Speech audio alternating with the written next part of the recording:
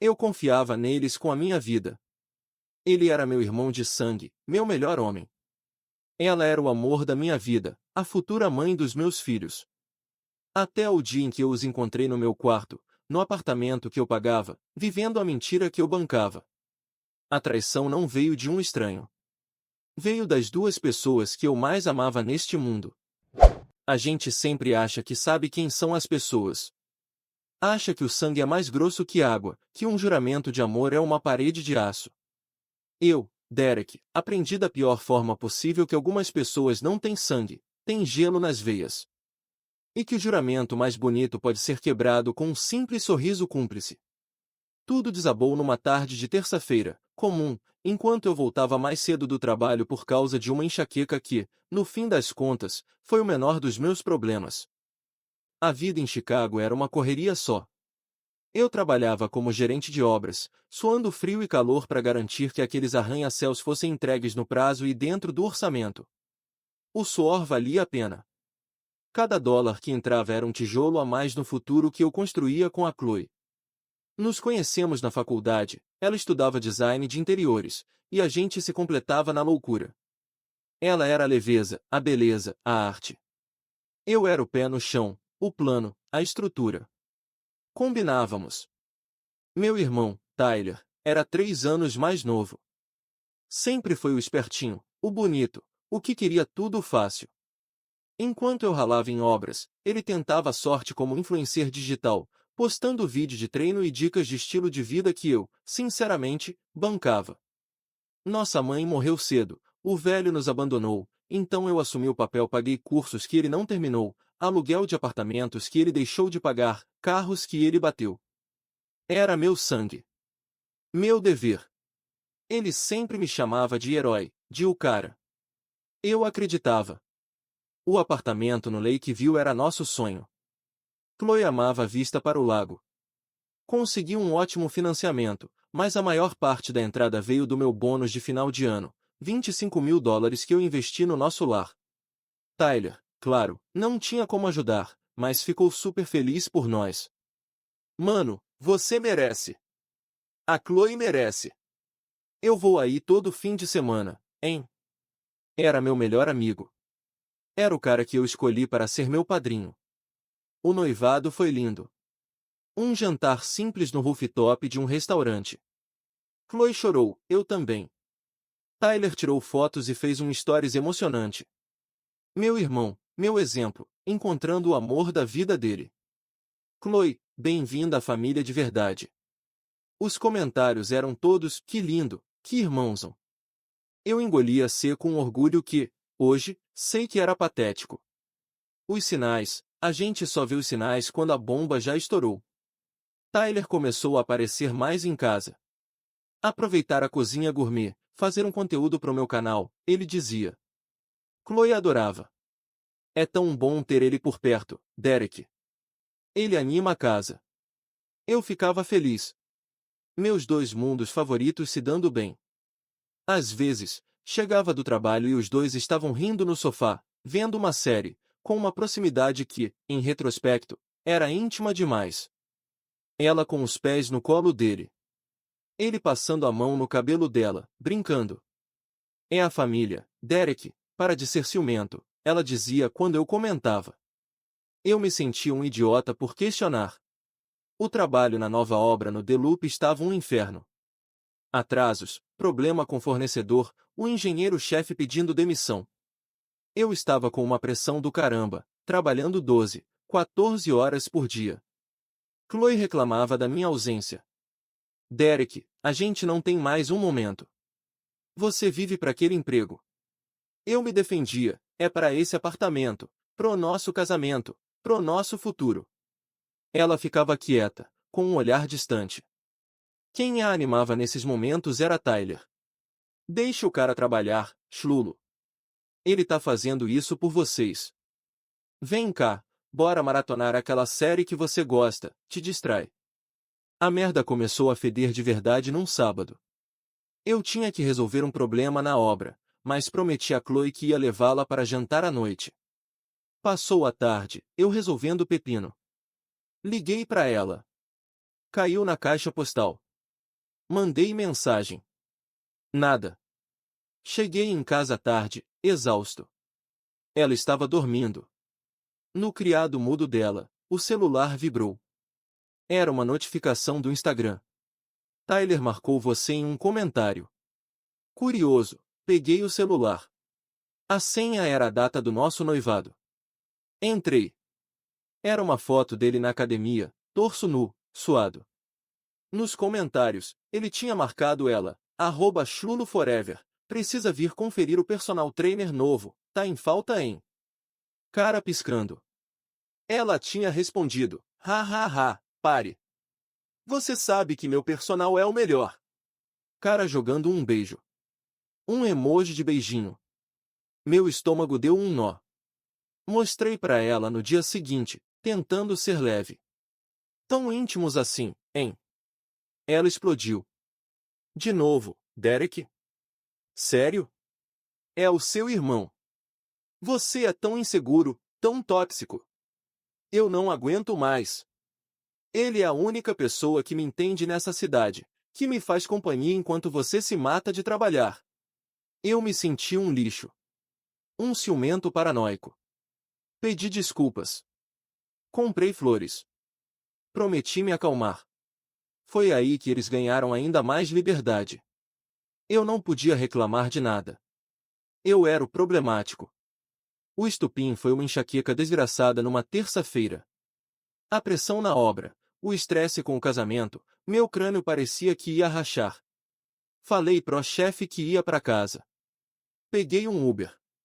No caminho, mandei mensagem para Chloe, amor, tô com uma dor de cabeça insuportável, vou para casa dormir. Te amo. A resposta veio rápida, poxa, amor, melhoras. Fica quietinho aí. Eu tô saindo para dar uma volta, preciso de ar. Beijos. Ok. A casa ia estar vazia e silenciosa. Perfeito. Quando o Uber parou na frente do prédio, vi o carro de Tyler estacionado na vaga de visitantes. Um BMW Série 3 que eu tinha ajudado a dar de entrada. Que bom, pensei. Ele veio fazer companhia para Chloe, já que eu não pude.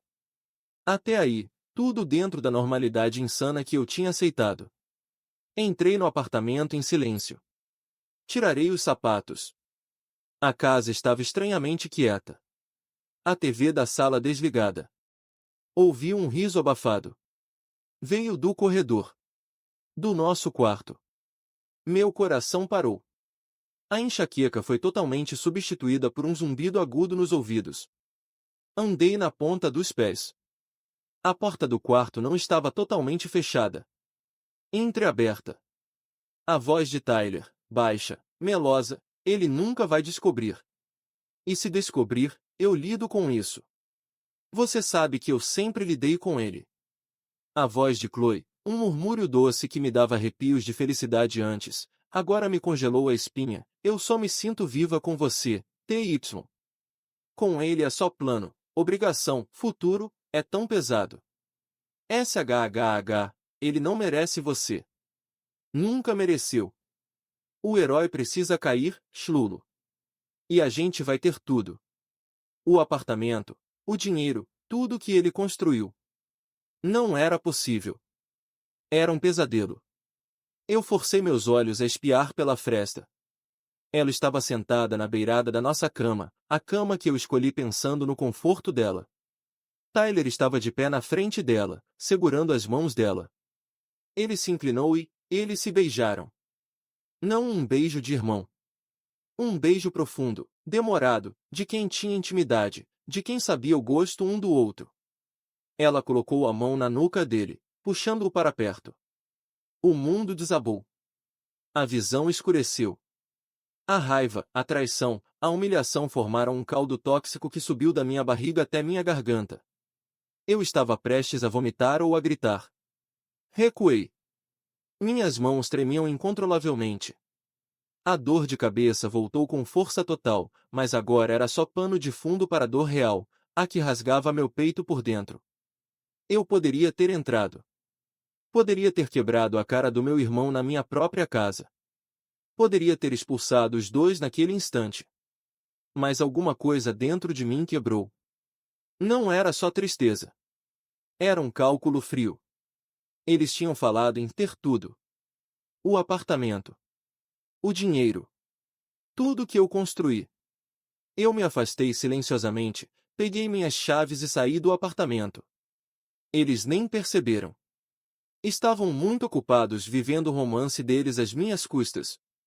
Desci as escadas, sentei no saguão e respirei fundo. As lágrimas que vieram não eram de desespero. Eram de fúria pura. Tyler disse que o herói precisa cair. Ele achou que eu era um herói burro, um trouxa que carregava o mundo nas costas sem perceber que estava sendo apunhalado. Naquele momento, de olhos vermelhos no saguão do prédio que era meu, uma nova pessoa nasceu. Não o Derek trouxa, o irmão provedor, o noivo dedicado.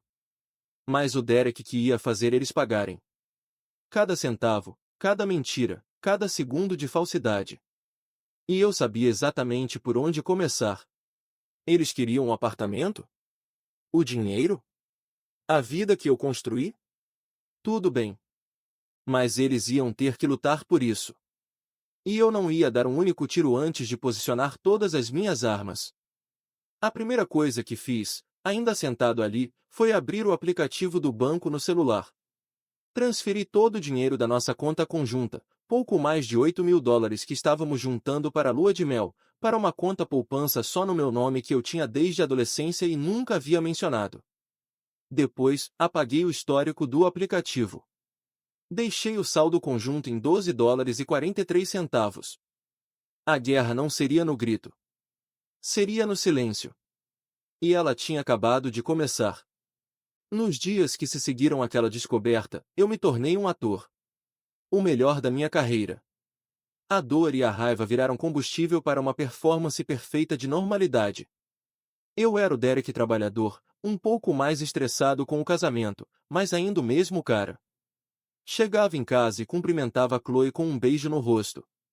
O gosto do sal das minhas próprias lágrimas reprimidas era mais palatável do que a ideia de tocar os lábios que ele tinha beijado.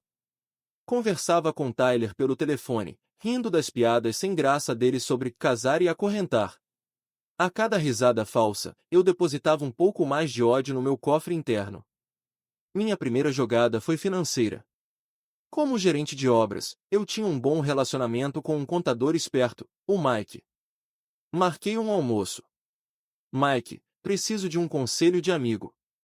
Tô pensando em fazer uns investimentos, diversificar, mas quero algo discreto, sabe? Fora do radar. Ele entendeu o jogo.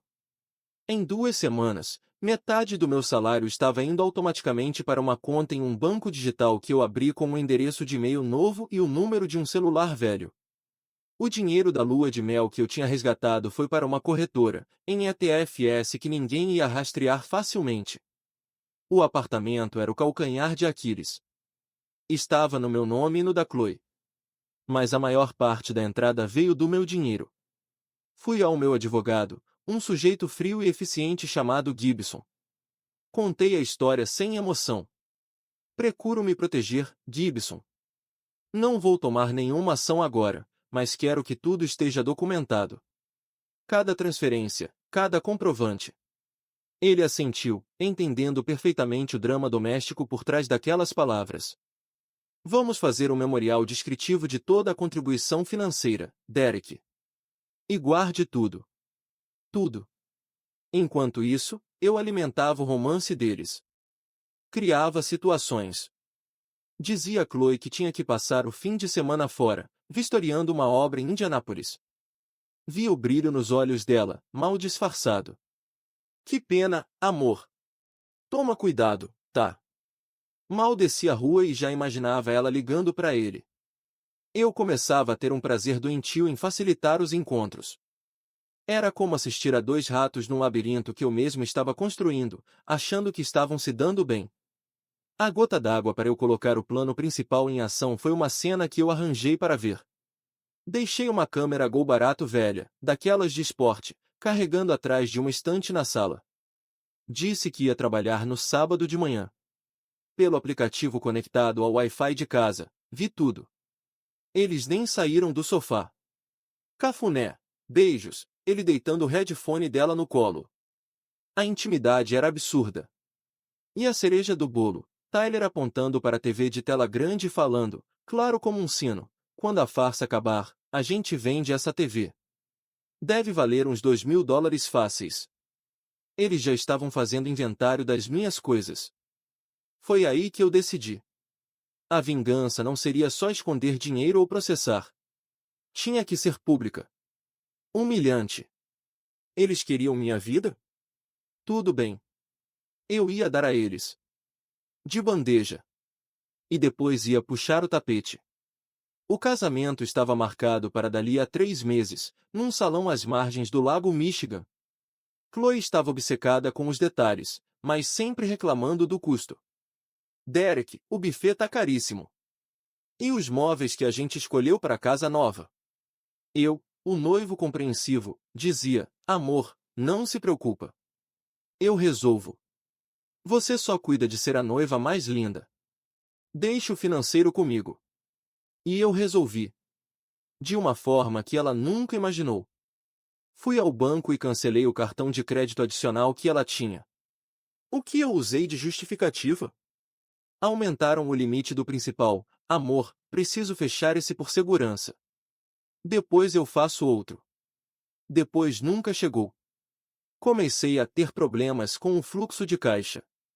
A obra atrasou um pagamento, chulo. Tô apertado. A gente segura as pontas um mês. Eu via a frustração nela. Ela reclamava com Tyler. Eu sabia porque escutava uma ou outra conversa pelo interfone do apartamento quando eu dizia que ia à lavanderia do prédio. O plano final veio em 2 camadas. A primeira, o chá de panela. Chloe queria um chá de panela luxuoso, com as amigas. A mãe dela viria de Ohio. Eu incentivei. Faz, amor. Você merece. Eu pago tudo. Contratei o salão, o buffet, tudo no meu nome, parcelado em 1000 vezes. No dia do evento, eu apareci, tirei fotos, fui o noivo perfeito. Tyler estava lá, claro. O irmão solícito, ajudando a receber. Em um momento, me aproximei dele, coloquei a mão no ombro e disse, baixinho, com um sorriso, tão cuidando bem da minha futura esposa, brother? Tô tão ausente ultimamente. O sorriso dele congelou por uma fração de segundo. Era tudo o que eu precisava.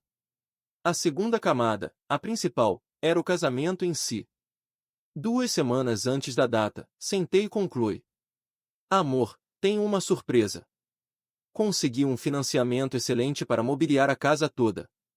Fechamos tudo na loja, eles entregam no dia seguinte ao casamento. Mas preciso da sua assinatura nos documentos, é uma burocracia do financiamento. Os documentos eram, na verdade, um acordo pré-nupcial revisado pelo advogado Gibson. Ele era genial. O texto era cheio de juridiquês sobre proteção de patrimônio adquirido pré-união e divisão de bens em caso de dissolução por infidelidade. Disfarçado no meio de um monte de cláusulas padrão, havia uma que dizia, em caso de término do noivado por motivos de infidelidade de uma das partes comprovada, a parte traída tem direito à restituição integral de todos os valores investidos no evento de casamento e na aquisição de bens comuns. Eu expliquei para ela, com cara de pau, é só uma formalidade, chulo. O banco exige para liberar o crédito pra gente. É para nos proteger também, olha aqui, se um de nós for infiel, tem que devolver o dinheiro do casamento, haha. Que piada, né? Como se a gente precisasse se preocupar com isso.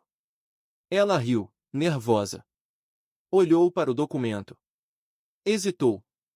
Precisa ser agora, Derek? Tão perto do casamento. Sem isso, a mobília não chega, amor. A gente fica dormindo no colchão no chão.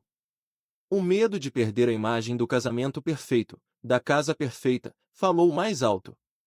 Ela assinou. Eu testemunhei. Tyler nem ficou sabendo.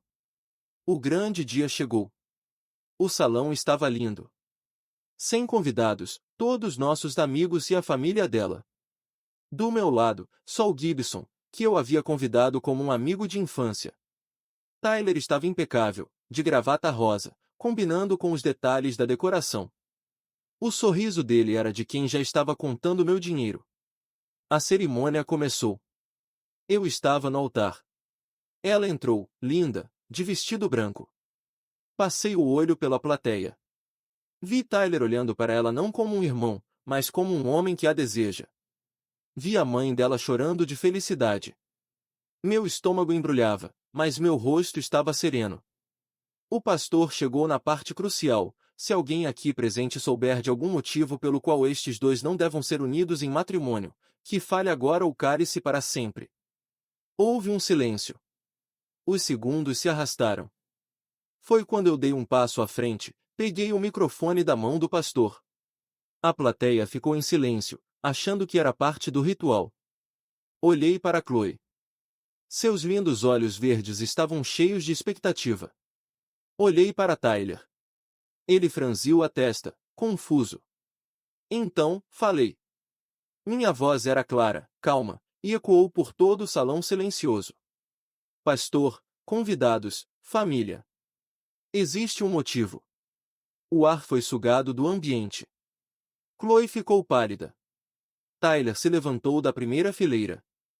Nos últimos 6 meses, continuei, enquanto eu trabalhava para construir um futuro para mim e para a noiva Chloe, ela estava construindo um presente, com meu irmão, Tyler. Meu padrinho. O homem que eu chamei de melhor amigo.